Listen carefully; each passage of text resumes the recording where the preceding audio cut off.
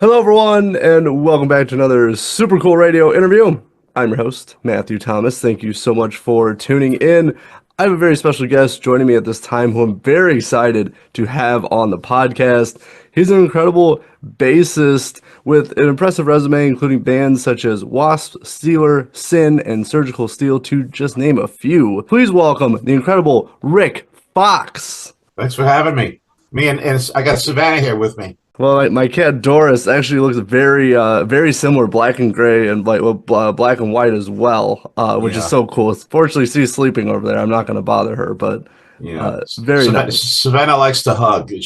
She buries her face in the hair under your neck, like that. Okay. So she's done that ever since she was a little thing. So and since my wife passed, she does it to me now. Oh wow, that's very cool. So I have to give her a little. Like baby pacifier time. Oh, right on. I mean, how could a guy and a cat go wrong in an interview, right?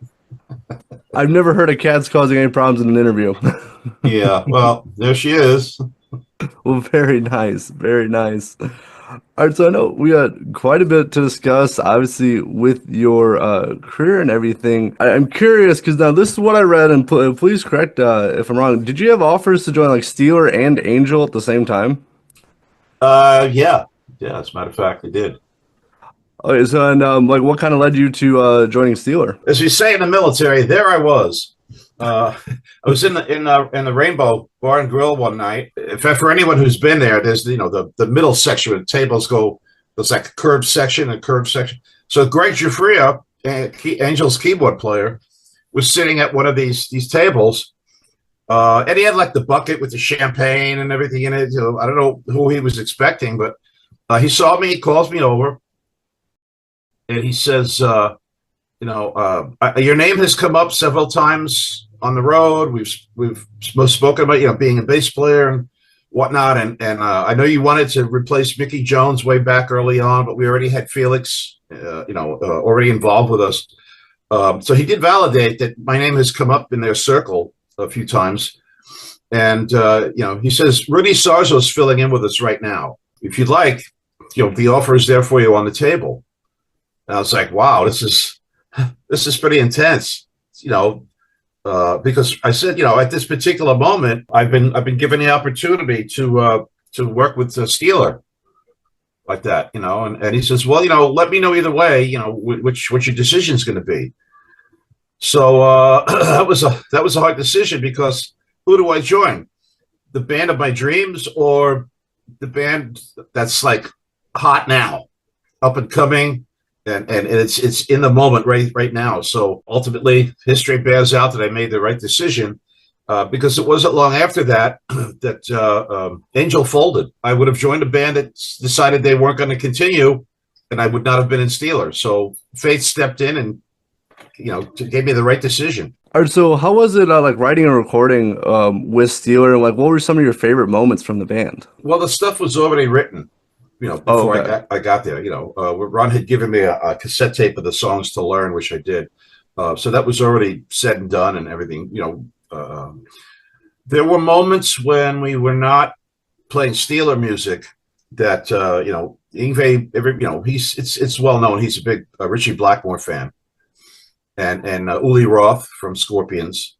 And so having come from playing cover songs on the East Coast, we were jamming, on like segments of, like, not all the way through, but segments of Deep Purple songs and Scorpion songs and things like that, so there was little intimate moments like that were away from what we were doing that were kind of personable, that was nice to do. Like I said, the writing was already done. So recording, that was, when we went up to Katati up above San Francisco, where we were recording the Steeler album. Yngwie actually did not record while we were there.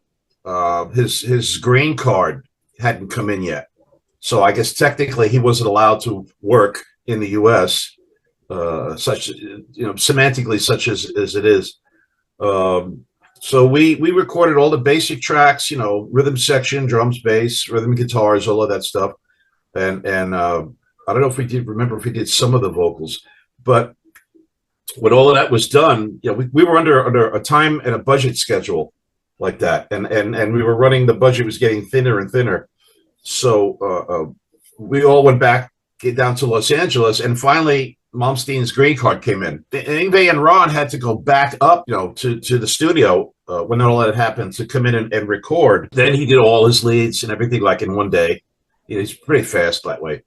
And Ron did his vocals, and Ron, by his own admission, says he wasn't really happy with his way his vocals came out, but the clock was running and the money was running out, so we had to do what we had to do, and what's on the album is on the album. But I did want to jump to more recently with Steeler, because Ron, Mitch, and yourself reunited for Give Me Guitars or Give Me Death. How did that come together, and how did it feel working with them again? Oh, it was great working with them. There's no question about that.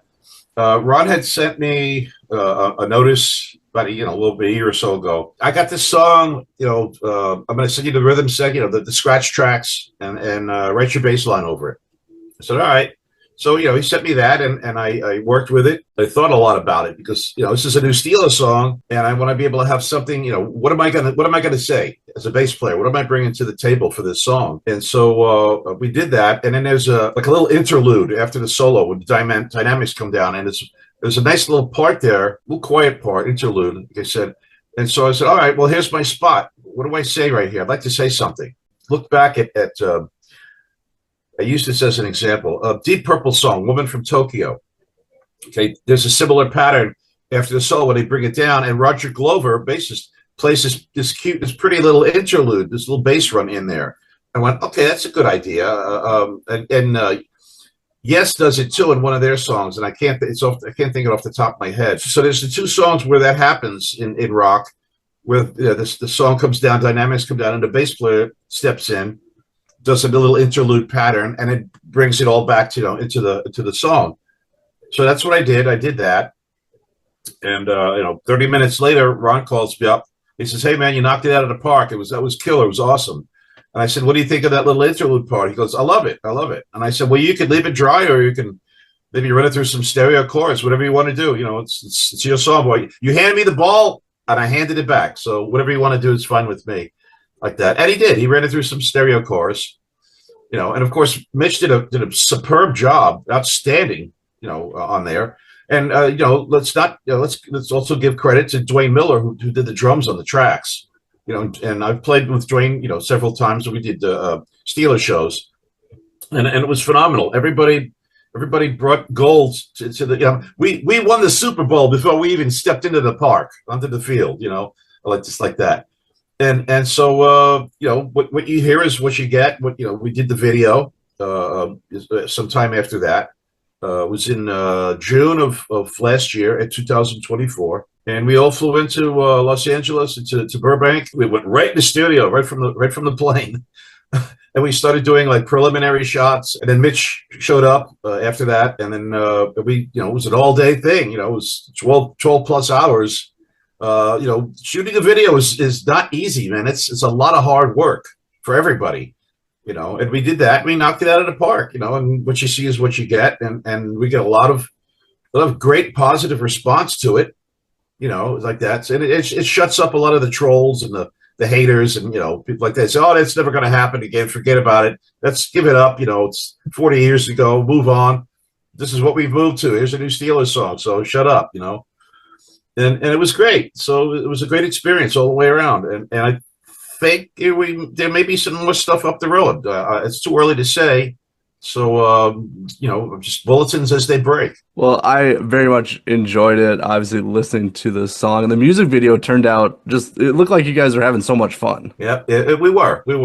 I was trying to do stuff that I was doing, at 27. It's not easy to do when I was at 67. So every day after get back to the hotel, I had to, take some Tylenol, put some cold packs on my back and stuff like that. So, I was doing all kinds of bends and stuff. A lot of it's not in the video. A lot of stuff what I did is not in the video.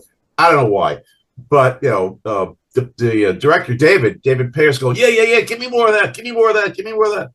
And I was doing all kinds of like stuff I did back, in the Steeler days. Editing is what it is. It was just really some really cool stuff I did. It just didn't show up in the video, but really exciting, metal stuff. I very much enjoyed it, and I'm sorry to hear some stuff got cut. I would like to see everything you were doing. I bet it looked really cool, but editing is what it is with that. But I'm glad that you guys reunited and put out a badass song, and I'm looking forward to seeing what you guys come up with next. Thank you. There's a thing I was doing in Steeler. I don't know where the thought of this came from, but I was also known for hitting myself in the head with my bass. I was a martial artist in the 70s, so breaking boards and things like that. It wasn't that much of a stretch for me to hit myself in the head with my bass, and at the same time, I can pluck a string so you can hear the bass resonate with that. So it's like bow, bow, bow. And so I was doing that. I've actually have a picture of somebody got a picture of me doing that in Steeler. Caught it right in the moment. I got the bass up, my head's up like that. I was doing that in the video, for the accents. When Ron goes da da da da da da da da bam bam bam, and I was doing that up by my amp, and I was banging my head on the bass. It's just too bad we didn't get that in the final cut. That didn't make it. But yeah, I was doing all kinds of whenever there was those accents. I was doing something visual like that, but I don't know if there'll ever be a director's cut, but who knows? Maybe part of a documentary one day. Well, this is funny you should say. We did shoot also a Steeler documentary in the process, so maybe some of it'll turn up in that. I don't know. That's the Steeler documentary should be out. I don't know when. This year, maybe later this year. We were staying at the Chateau Marmont Hotel, famous hotel in Hollywood, and we replicated a photo session that Led Zeppelin did, which was pretty cool. We took pictures at all the same spots that they did from when they stayed there in the 70s, and then we went around Hollywood. We visited the Whiskey and the Troubadour and the Roxy, places where Steeler played, and so it'll be in the documentary. Oh, that is really. I'm definitely going to be on the lookout for that when it is released. That sounds just so cool, and I'm very excited for that. Oh, yeah, you're excited. It'll be like the French when Lindbergh landed. That's how excited it'll be. Yes, definitely. I don't know if younger people wouldn't get that, but when Lindbergh flew across the Atlantic. When he landed in France, it was like, everybody went crazy, but he landed, he made it, first transatlantic flight with a solo pilot. So people say, were you excited? Yeah, like the French when Lindbergh landed. So if you get the reference, it's really funny. But no, I definitely am with everything going on with that. And obviously, with possible music in the works as well. But I'm looking forward to seeing what you guys come up with as well. It's funny that you mentioned history, and So I'll be jumping around a little bit because I'm very curious, and since it's kind of on a topic, so I'm a person of Polish descent as well, and so Are you? I didn't know that. Yeah. Oh, cool. I'm curious. So for you with your working to create the research with the Polish winged hussars. So how did that come about, and just what was the process for that? Polish winged hussars. Okay, so. There was a time when it was like in the 90s, Seattle, that kind of music, the Northwest, that music came in, and I was like, no, I'm not comfortable with this. And they say, if you don't like the heat, get out of the kitchen. So I did. And I took a hiatus from the music business for about a little over a decade. I was still a performer and an entertainer, but I just kind of moved laterally. And I started, I got interested in Renaissance fairs. what they called a living history. And so Southern California had a lot of Renaissance fairs because the weather and all of that, and it's an entertainment industry, so that was something that I got engaged in.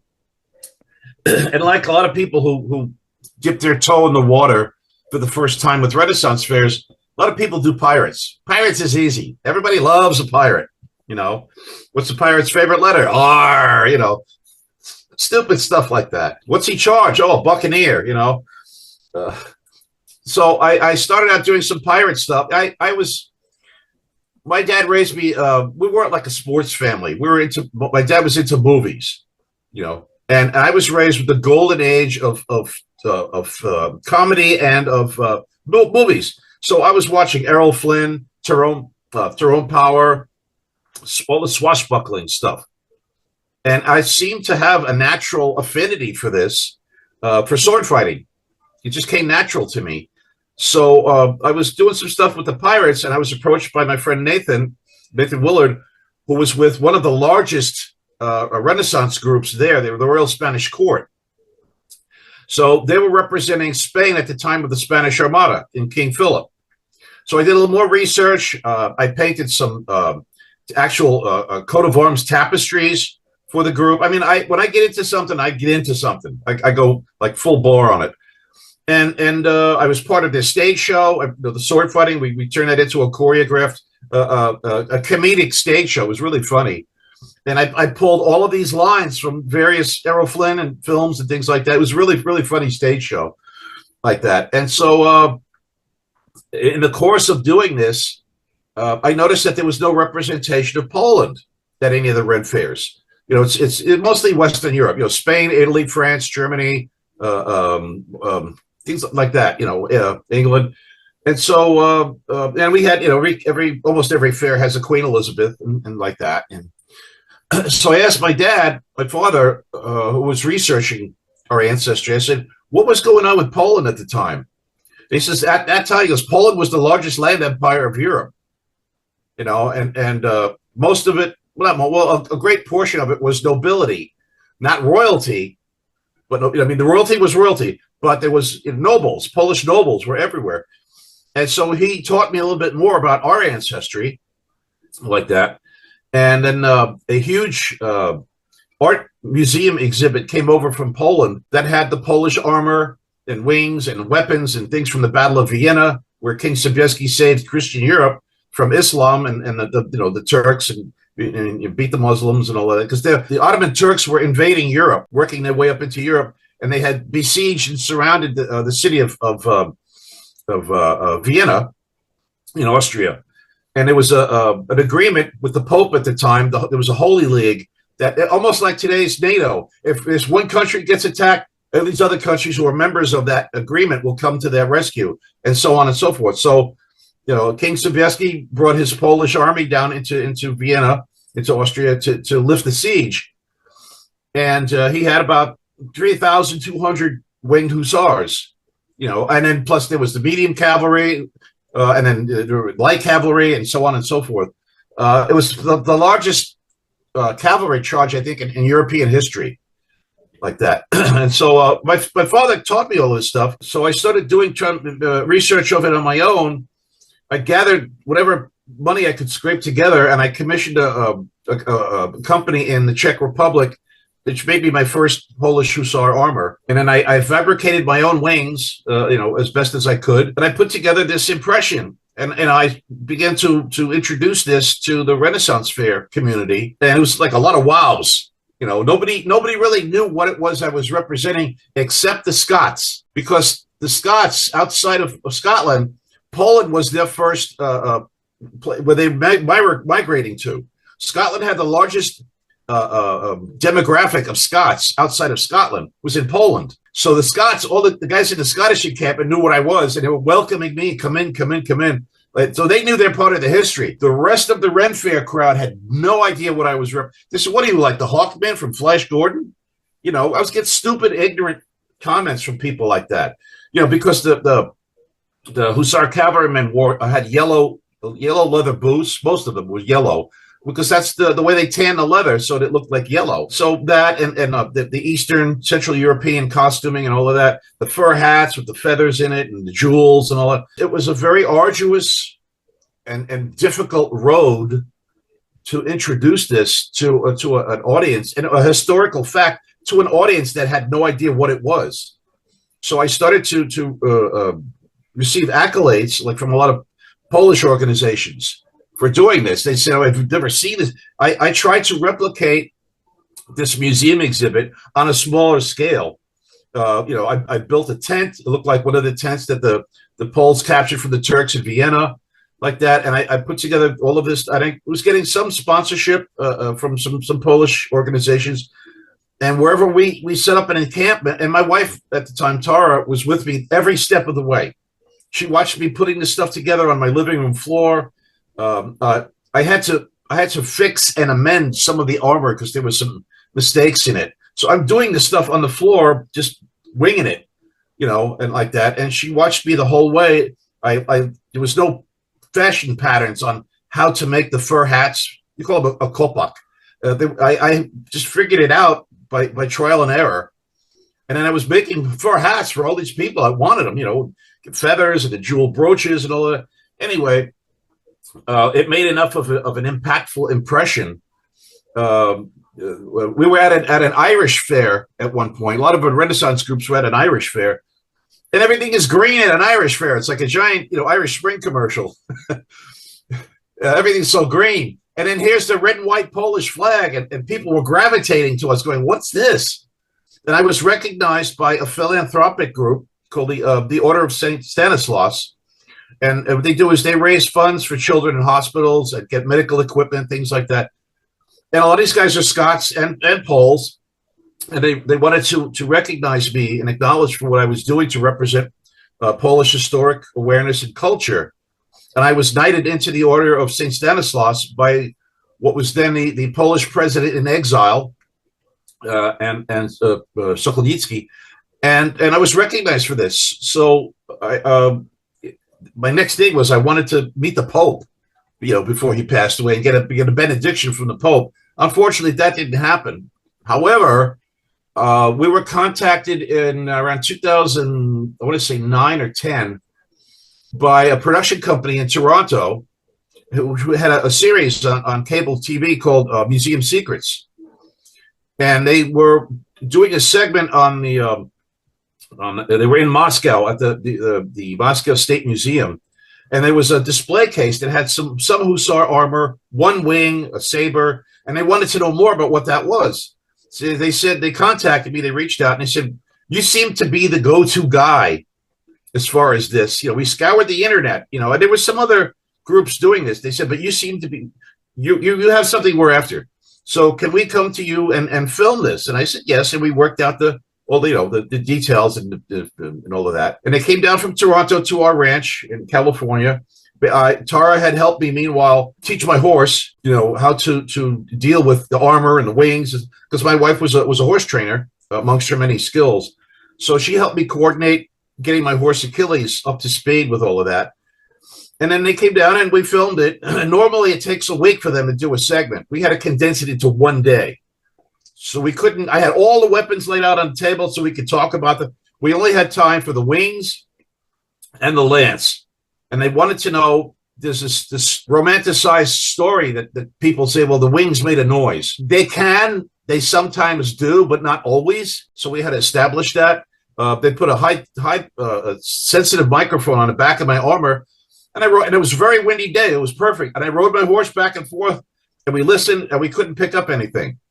On occasion, my wings have made a noise, which is similar to when, if a strong breeze goes through, let me describe it like this, goes through Venetian blinds. And the Venetian blinds, if people know what those are, and the blinds vibrate, and it makes kind of a buzzing sound.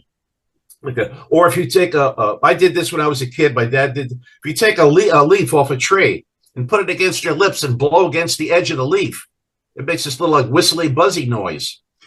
That's a similar concept of what we're going after here. It depends on a lot of things. The quality of the feather. Newer feathers are more prone to do it than older feathers will develop spaces in the feathers like that, in the quills. So under certain conditions, the wind will make the feathers vibrate and they'll make a noise, but not always. Now, if it's quiet around and the wind picks up and horses hear that sound will freak them out. But in the cacophony of war, charging of fields in battle, and you have cannons going off and musket fire and the thunder. I've seen a reenactment of this in Poland. I've watched about 30 winged hussars charge across the field. It's like an earthquake. I mean, the ground shakes. You can feel the vibrations. Horses are not going to hear feathers buzzing behind you over the sounds of the battle. So we had to establish that. And like I said, part two was the lance. They wanted to know, the lance was a terrifying weapon, and it was longer than the pikeman's pikes. So we also had to establish how the hussar on the horse can pierce a pikeman on the ground before the pikeman's pike could get to the rider on the horse. And they were cutting the pikes down shorter and shorter over a campaign in pike and shot warfare, which was muskets and pikes like that. The enemy, the infantry would form squares, and they'd have a bank of guys with muskets, and they'd have a group with pikes protecting them like that. So they could, like in Braveheart, when they come up with cutting the trees into making those long spears. That's the principle. So the Poles outreach the pikes with their lances because they were hollow. I don't have the facilities to keep making wooden hollow lances like that. So mine was just pretty much for show and display. It's PVC. So mine was not going to shatter. What they'd do is they'd pierce the guy on the ground and it would shatter. And like wooden shrapnel, like bamboo, splinter. So we couldn't do that with my lance. So I built several display dummies that represented pikemen with a safety version of pikes, which were made of cardboard tubes, a styrofoam point. From a distance, it looked like wood with a steel point.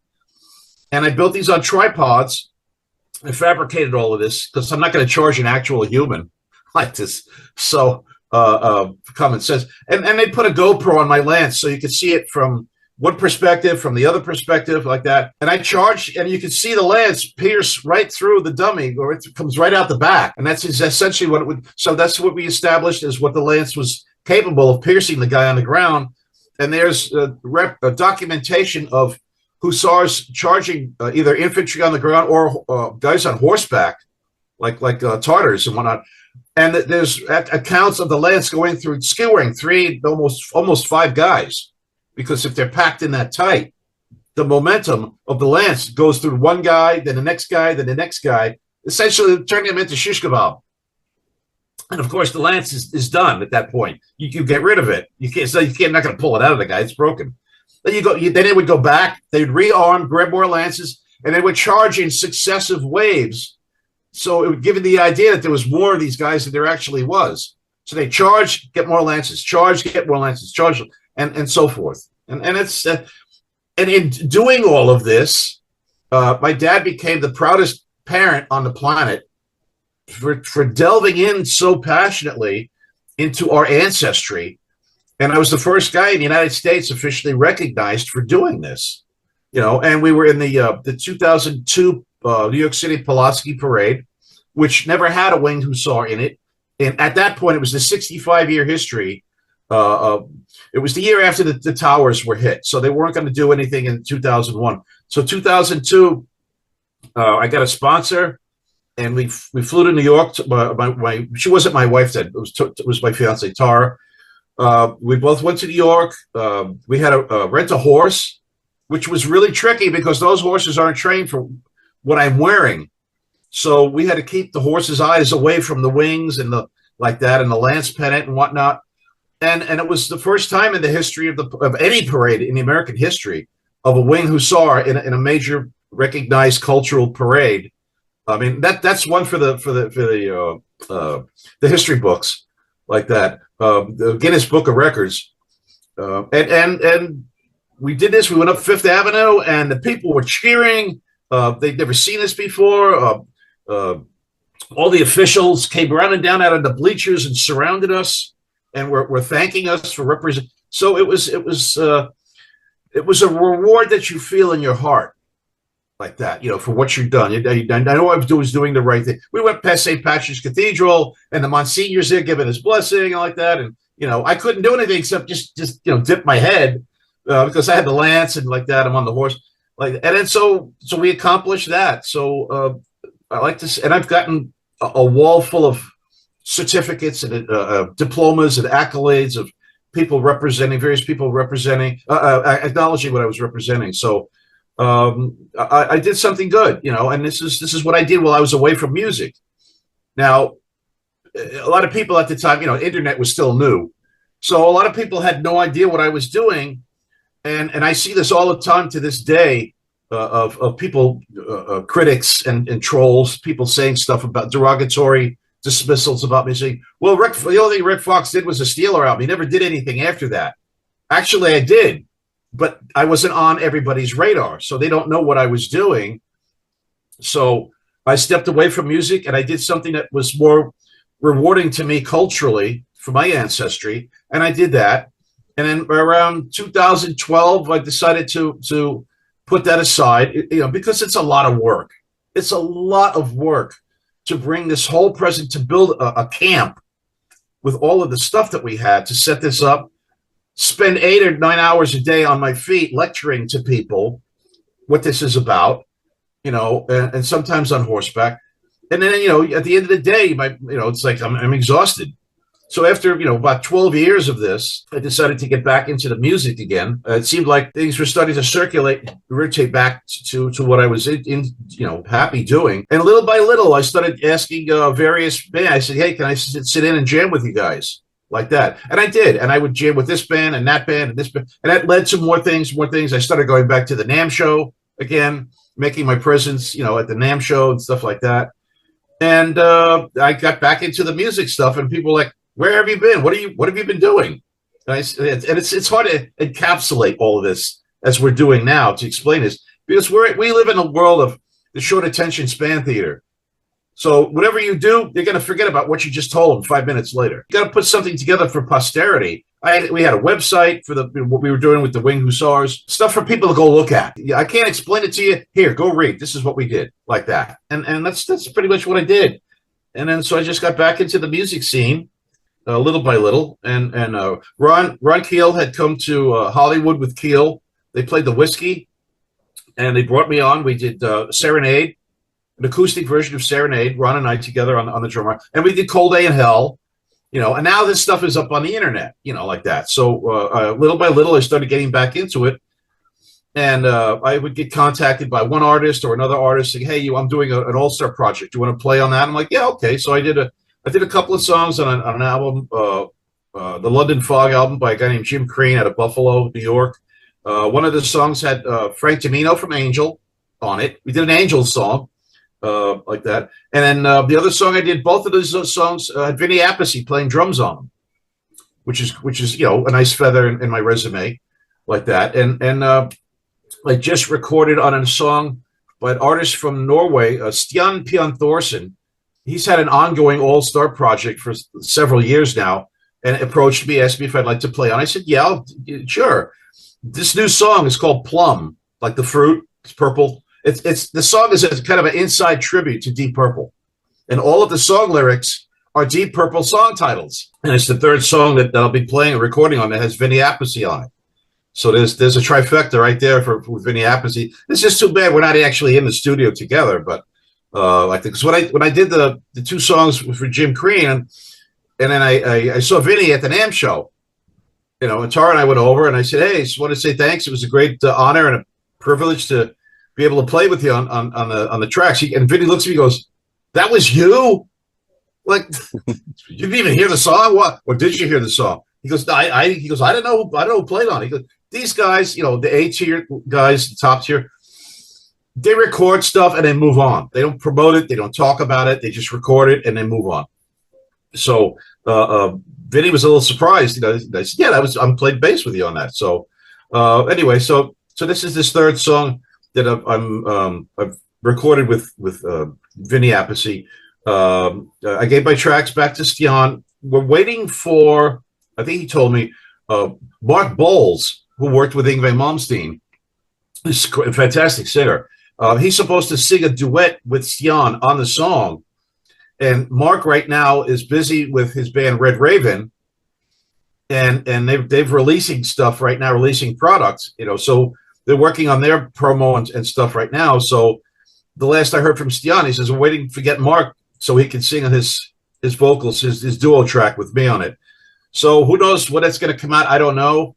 I think Stian just had a birthday, so I sent him a birthday greeting. I said, looking forward to Plum. He says, yes, so am I. So when that comes out, it'll come out, like that. It's weird. It's like being here in Missouri. It's like long gaps of nothing. And then all of a sudden, here's a project. I get 5 minutes of relevance and then a long gap of nothing.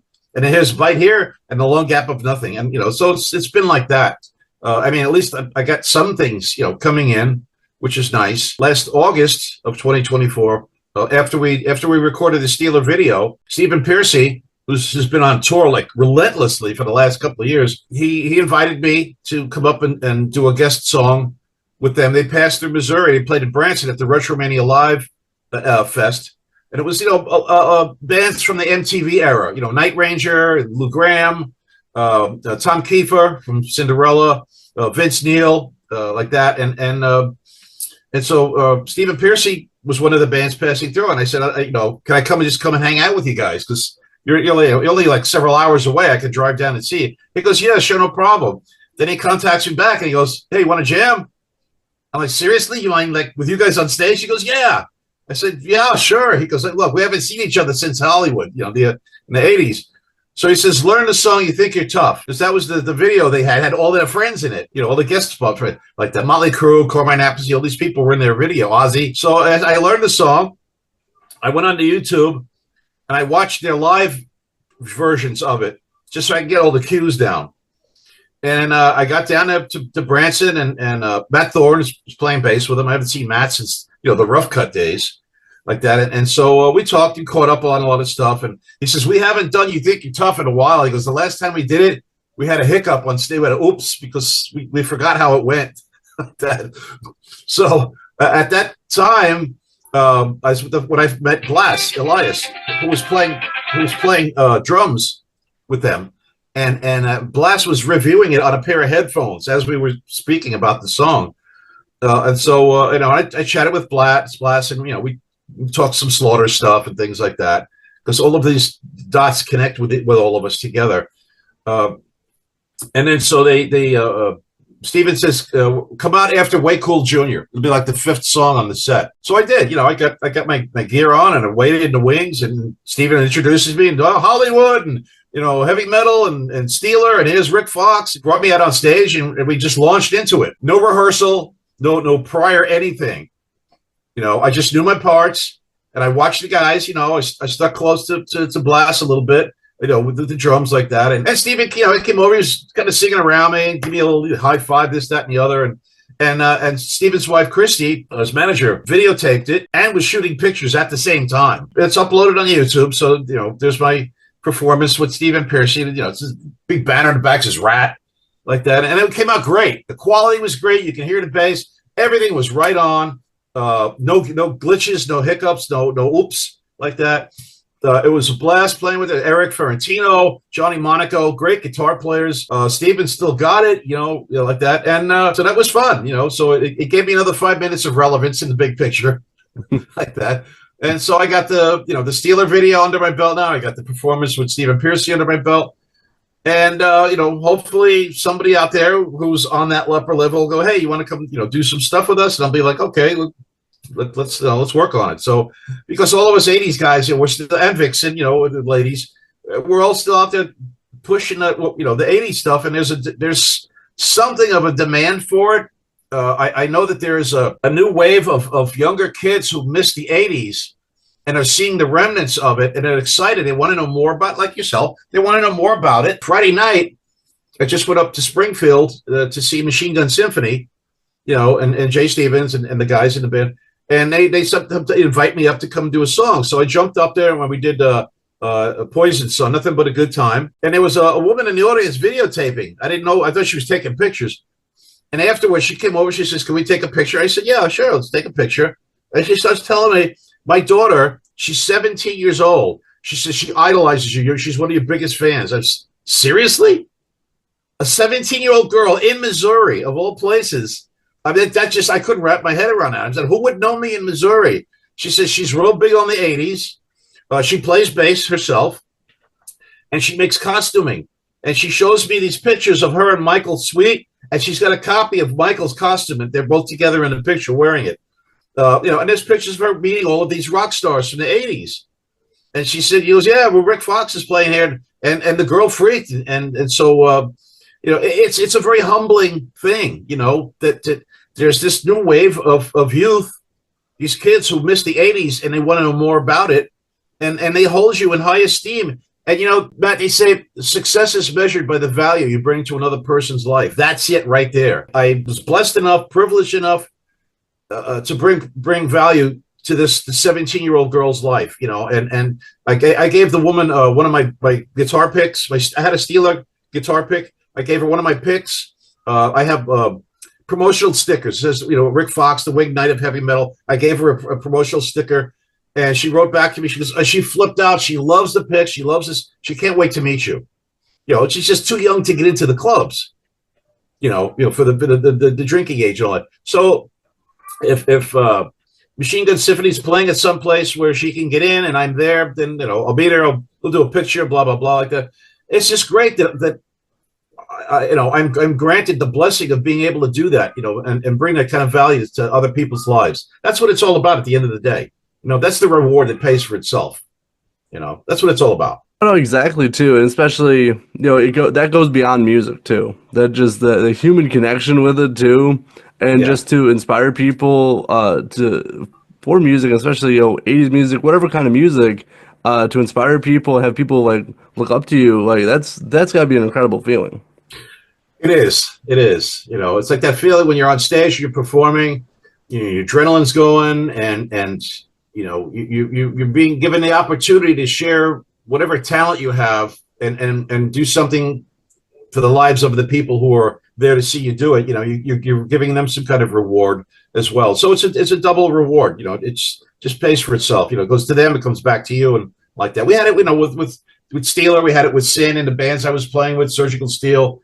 When the audience is like up there going, yeah, and you're connecting with them. So it's a wonderful drug, but I hate to use this as a comparison, but there are guys who in the service, when they go into combat, you get that adrenaline rush, that combat. I don't want to say high, but it's that going. Not having served in combat myself, but I know guys who have, and I see how they describe that. So that when you're away from it, there's that feeling. It's like not a depression, but it's you're not how do you put this in words? That adrenaline is not there. That adrenaline high is not there. So you kind of start to crave it because it does something to you that like when people do thrilling things like roller coasters. Like they may be screaming, going, get me off of here, and as soon as they're done, they go, let's go back on again. It's like there's something to the human condition about that. So when you're on stage and you're getting that adrenaline high, that rush, so that when it's over, you're like, oh, I want to go back and do it again. Kind of. If that's an analogy that works. I hate to use combat for that, but there's a similar a feeling that you get in your body. The endorphins, the dopamine, all these things you're firing on all 8, like that. And so when it's done and you come down after that, it's like I can't think of the word it is, but you understand what I'm trying to say. Yeah, it's like you're missing something. Exactly. So but then again, it's nice when it's like guys that go on tour. There's the rush of being on tour, and then when you come home, you're like, oh, this is so great. I get to relax. What tour? Yeah, I want to go back on tour again. So it's that cycle. It's really strange, but. What can I say? A good analogy with that too is just it feels like you're just missing so it's not, you don't feel complete, like you're kind of missing something like that. So I definitely understand what you're saying with that. But no, it is going back a little bit. It is very rewarding for not only yourself but also the crowd because it is that connection. It's Yeah. why live shows are so cool. Why I like going to live shows and like, people like performing. You get to interact with the crowd, you get to have fun, and you get to meet people you wouldn't have met through any other like channel.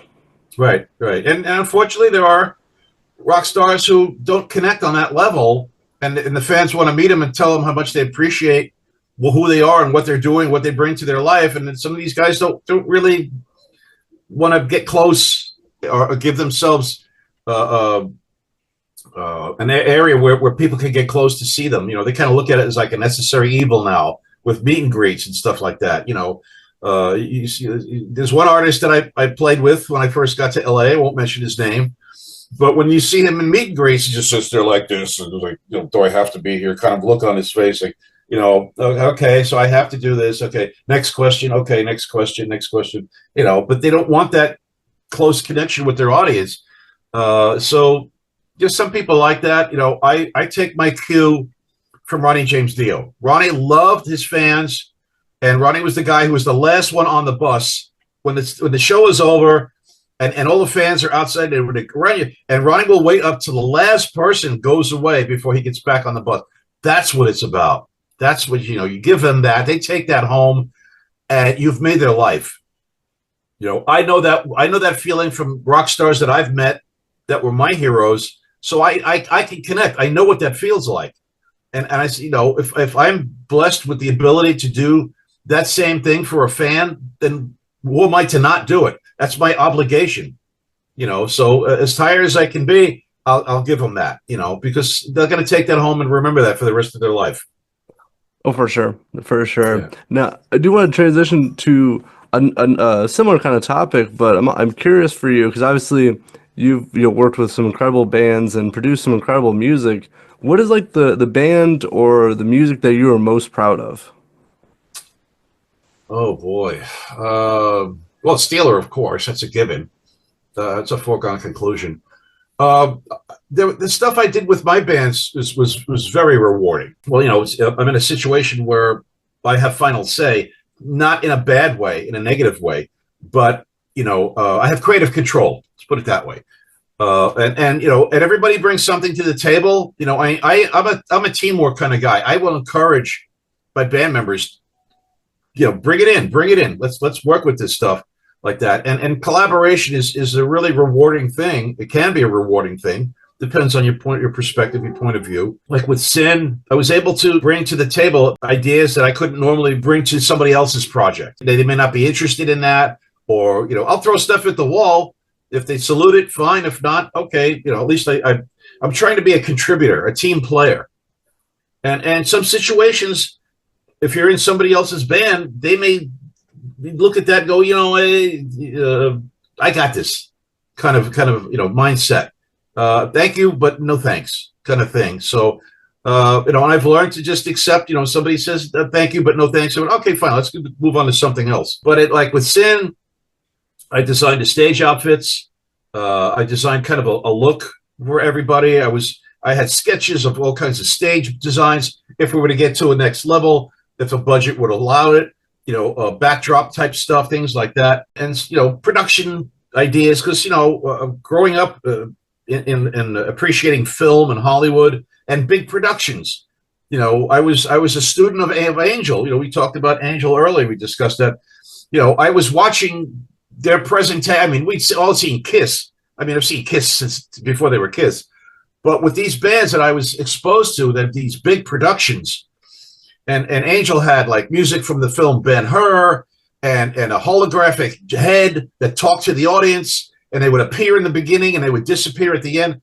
These left huge impacts on me. When I was in the Martian Rock Band in 75 in New York City, I was already thinking, we gotta build a UFO and it will land on stage and we'll come out of the UFO. And of course, I had the ideas, but we didn't have the money, the budget. And some years after that, the Parliament Funkadelics did that exact same thing. Bootsy Collins, they had a UFO that would land on stage and they'd come out of it. I was ahead of the curve. I had thought up, well, okay, we were all wearing platform shoes, heels and boots like that. I said, man, wouldn't it be cool if we could do them like lucite, like clear plexiglass? You could see right through them, And from a distance, you wouldn't see the platforms. It would look like you're floating on the air. Well, some designers who had money came out with that idea after I did, and loose sight platform shoes are a reality to this day. So I was a visionary, I guess you might say. And so on a very small budget, we did things in the Martian rock band, like the guitar player, Sebastian. He did stage magic, and he would shoot fire out of his headstock. So, and in Times Square in New York City, all these magic shops were there for the theater, for the Broadway productions, things like that, pyrotechnics. So he showed me how he does the gag, and then I was wound up doing it, and I would shoot fire out of my hand, out of my fingers, like that. So it was like a friendly one-upman kind of a thing. Like he would do that, and I would do a variation of that. And then he would do this, and I would do a variation of that, and I put green food coloring in my mouth and take a mouthful of beer, and a green foam would come out of my mouth, like Gene Simmons with the blood. But this was green, and the shock value was definitely worth it. When you start foaming all this green glob come out of your mouth, and the people in the audience are like, "Oh my God, the guy's like he's got rabies," and it's all this green shit. So it was worth it, and I look to Universal Monsters, Creature from the Black Lagoon, and I painted myself up like a lizard, a reptile. It was like a reptilian before that was a thing, And I would take in the back of the movie, the monster magazines, they had these little 5-minute 8mm reels of scenes from like this horror movie and that science fiction film, and I would get these from the magazines, and I got my dad's movie projector, and while the guitar player was doing something or the drummer was doing something, and I'd run behind us, and I had the film already set up, and I hit the projector, and that is these monster sci-fi films being projected on the wall behind us.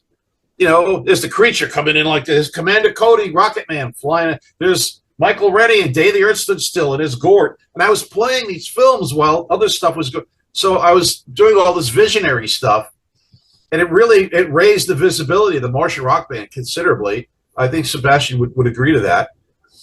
And so I'm an idea guy, like Michael Keaton plays Billy Blazejowski in Night Shift. He goes, "I'm an idea man, Chuck," and he's got a little recorder, and he recites all these ideas into the recorder. That's kind of like what I would, I was like that. I was an idea guy. So to bring it back, I can bring ideas to somebody else's band that I'm playing in, and it might not be for them. They might not see that it would work for them. That's okay. But with my own bands, I was able to have free reign to come up with these production ideas, and we would do that, and I did it with Thunderball. I did everybody's costumes in Thunderball. Guys would go out to the clubs. I'm at home working on costuming. I'm working on this. I'm working on that. We looked like an arena band on a postage stamp stage. It was always that like Gene Simmons, like Kiss, that larger than life impact, the wow factor. And people have said, yeah, you Rick, you have like the it factor. You bring something to the table that was missing, like that. And that goes with my bass playing. As I look back, most of, not all, but most of the bands that I have joined, somebody else's band, I was replacing their bass player. So something was missing. There's a pattern going on here. These dots are connecting. Martian Rock Band, I replaced that bass player. Virgin, I replaced that bass player. Sister, when Blackie was reforming before it was W.A.S.P, I replaced that bass player. Steeler, I replaced that bass player, and so on and so forth. So I'm replacing all of these bass players. Everybody seems, the consensus is that you have something that was missing. And that's what they like that I brought to the table. I think Ron would agree to that. When I joined Child in Time, the Deep Purple tribute band, I was replacing that bass player. I brought something to the table. When I played with Strangers in the Night, the UFO tribute band, I replaced that bass player. I brought something that was missing. It works in some bands with some people, and in others, they can perceive it as being intimidated. Some people will falsely perceive it in their mind as a territorial threat. And that's on them. That's not my problem. I bring what I bring, and I bring it all. And my passion's in it, my energy's in it. And if that overwhelms somebody, if they feel threatened by that, then they shouldn't be in the business. They got no business being in a business, because that's what they call it, show business. There's show business, and then there's show business. So in a double sense of the word. So I bring the show to the show business. and people see that. They can see your body language on stage, how you physically interpret the song. I move around. Some guys just stand there. They don't feel comfortable moving. That's okay, but it's not a show. If you're there to entertain people, they're paying money. You got to give them something for their money value. So you get up there and you shake your thing, and at the end of the day, they remember that, and they'll come back and see you again and again and again. So to answer your question, yeah, when I was with Sin, when I was with Thunderball, those were really personally rewarding because I was able to just explore my visions and whatever I wanted to do. And it worked. Everybody, that was the other thing. The other guys in my bands, they loved it. They said, yeah, this is great. Whatever you want, just do it. Let's do it. Let's do it. They see a creative guy bringing something to the table that, they didn't think of it, but they'd say, hey, that's a pretty cool idea. Let's do that. And that's, so personally rewarding. Yeah, with my own bands were like that. I can't bring a lot of that to other projects or, like that because it might not work for them. So that's just, at the end of the day, that's what it is. For sure. No, I was just curious because obviously you had a very lengthy music career, so that's why I was curious with asking that question.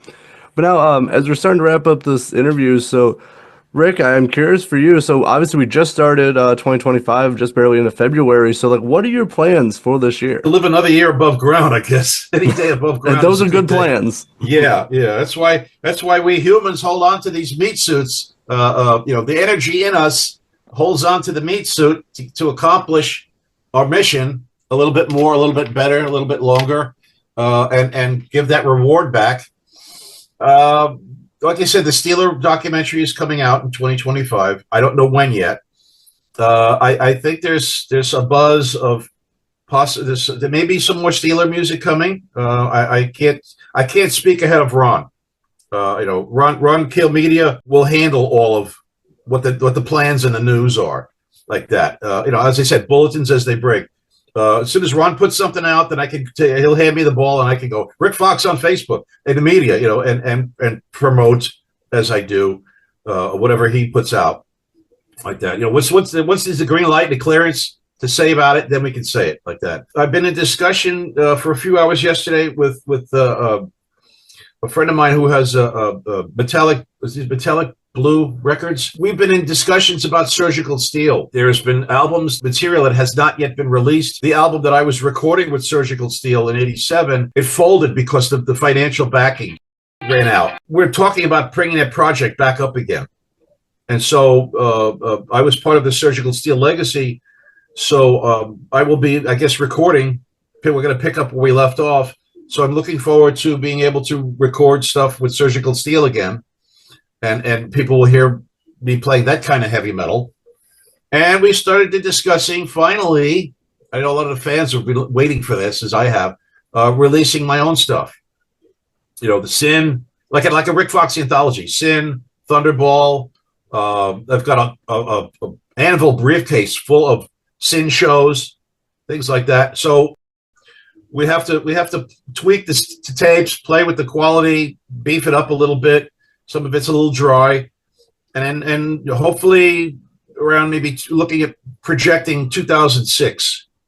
We'll have hopefully start to have something come out around 2006 like that. It gives me something to project forward, to look forward to. It's just not right now, and that's just the way things are.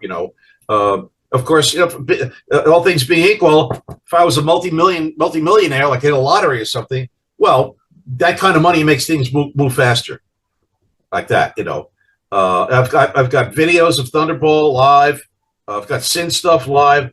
These things all have to be edited properly and put together to make the proper presentation package. I'd like to put the Thunderball video out, the performance we did at the Troubadour.